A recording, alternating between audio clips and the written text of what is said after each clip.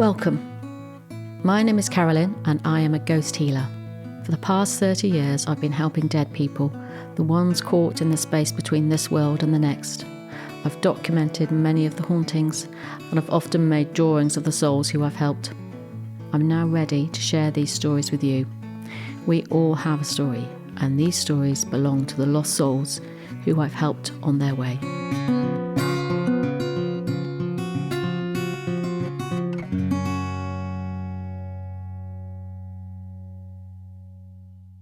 Today, I'd like to tell you a story about a ghost haunting a really old Tudor house.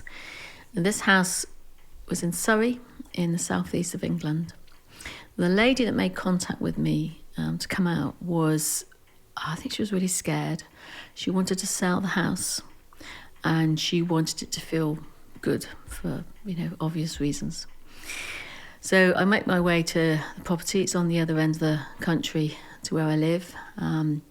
Nearly there, and we're coming down this little track, and at the end of this track is this beautiful very old property, all black and white. We arrive, I have to be have a cup of tea, polite, and a lovely couple that live there, but I want to go to one end of the house, so I know exactly where I want to be in the house. I'm just picking up this guy at one end of the house. The energy just feels really dense to me, but I want to go below the floor level, and I ask if there's a cellar, and there is. So we go into what now is the wine cellar, but I couldn't get down back far enough underneath the ground floor, so I had to come back up and just tune in as much as I could from the floorboards there. But I'm seeing this guy. He's not young, he's not old, he's got very dark hair that seems to be quite matted, and he's hunched over in this sort of cloak of fear.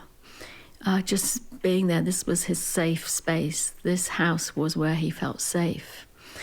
And I'm waiting to pick other clues up about this guy and why he's so scared, and I see some incident that happened that put the fear of God into him, where two guys confronted him.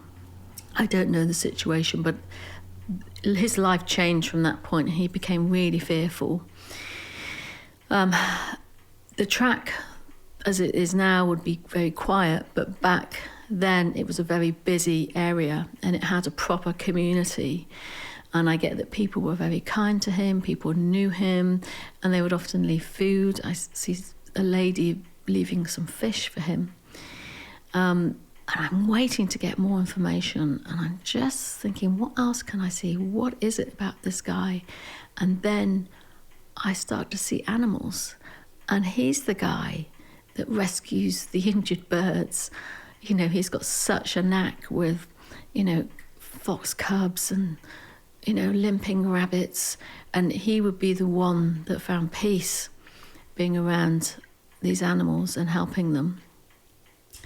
And there was a moment where I really connected with him, and he put out his hand as if he wanted me to see it as well, and on the back of his hand was this beetle, not a big beetle, not too tiny, but black, and it was walking across his hand, and he was tracing it in and out his fingers, and his face was just in awe of this beetle.